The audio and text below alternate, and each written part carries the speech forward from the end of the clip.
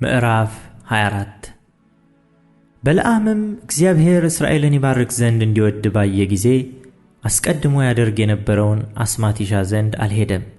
ነገር ግን ወደ ምድረ በዳ ፊቱን አቀና።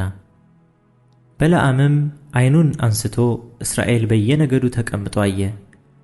የእግዚአብሔርም መንፈስ በላዩ መጣ። ምሳሌውን ይመስል ጀመር፣ እንዲህም አለ። የቢዖር ልጅ በለዓም እንዲህ ይላል፣ ዓይኖቹ የተከፈቱለት ሰው እንዲህ ይላል።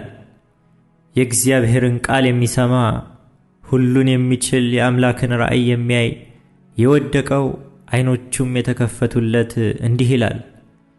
ያዕቆብ ሆይ ድንኳኖችህ፣ እስራኤል ሆይ ማደሪያዎችህ ምንኛ ያምራሉ! እንደ ሸለቆች በወንዝ ዳር እንዳሉ አትክልቶች፣ እግዚአብሔር እንደ ተከለው እሬት በውሃም ዳር እንዳሉ ዝግባዎች ተዘርግተዋል። ከማድጋዎቹ ውሃ ይፈሳል፣ ዘሩም በብዙ ውኆች ይሆናል። ንጉሡም ከአጋግ ይልቅ ከፍ ከፍ ይላል፣ መንግሥቱም ይከበራል። እግዚአብሔርም ከግብፅ አውጥቶታል፣ ጉልበቱ አንድ ቀንድ እንዳለው ነው። ጠላቶቹን አሕዛብን ይበላል፣ አጥንቶቻቸውንም ይሰባብራል፣ በፍላጾቹም ይወጋቸዋል። እንደ አንበሳ አርፎ ተኝቷል፣ እንደ እንስቲቱም አንበሳ ተጋድሟል። ማን ያስነሣዋል? የሚመርቅህ ሁሉ የተመረቀ ይሁን፣ የሚረግምህም ሁሉ የተረገመ ይሁን። የባላቅም ቁጣ በበለዓም ላይ ነደደ፣ እጆቹንም አጨበጨበ። ባላቅም በለዓምን ጠላቶቼን ትረግም ዘንድ ጠራሁ፣ እነሆም 3 ጊዜ ፈጽመህ መረቅሃቸው። አሁንም እንግዲህ ወደ ስፍራ ሽሽ፣ እኔ አከብርህ ዘንድ ወድጄ ነበር፣ እግዚአብሔር ግን እነሆ ክብርህን ከለከለ አለው። በለዓምም ባላቅን አለው፣ ባላቅ በቤቱ የሞላውን ብርና ወርቅ ቢሰጠኝ መልካሙን ወይም ክፉውን ከልቤ ለማድረግ የእግዚአብሔርን ቃል እተላለፍ ዘንድ አይቻለኝም። እግዚአብሔር የተናገረውን እርሱን እናገራለሁ ብዬ ወደ እኔ ለላካቸው መልእክተኞች አልተናገርኋቸውምን? አሁንም እነሆ ወደ ሕዝቤ ሄዳለሁ። ና ይህ ሕዝብ በኋለኛው ዘመን በሕዝብህ ላይ የሚያደርገውን እነግርሃለሁ።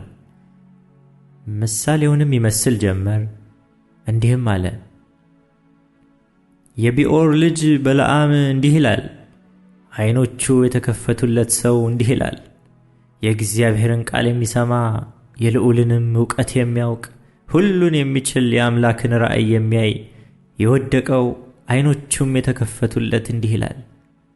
አየዋለሁ፣ አሁን ግን አይደለም፣ እመለከተዋለሁ፣ በቅርብ ግን አይደለም። ከያዕቆብ ኮከብ ይወጣል፣ ከእስራኤል በትር ይነሳል። የሞዓብንም ማዕዘኖች ይመታል፣ የሴትንም ልጆች ያጠፋል።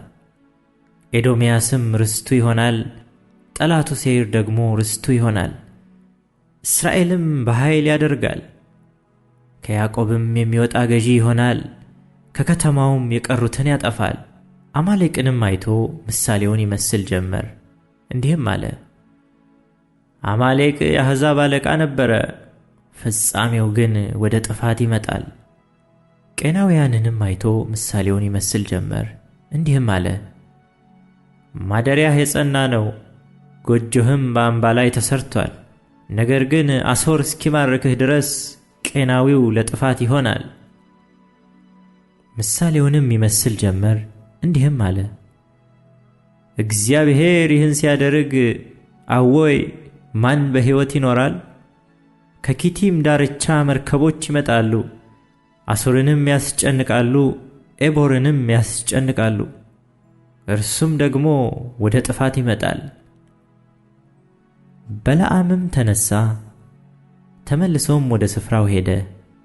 ባላቅም ደግሞ መንገዱን ሄደ።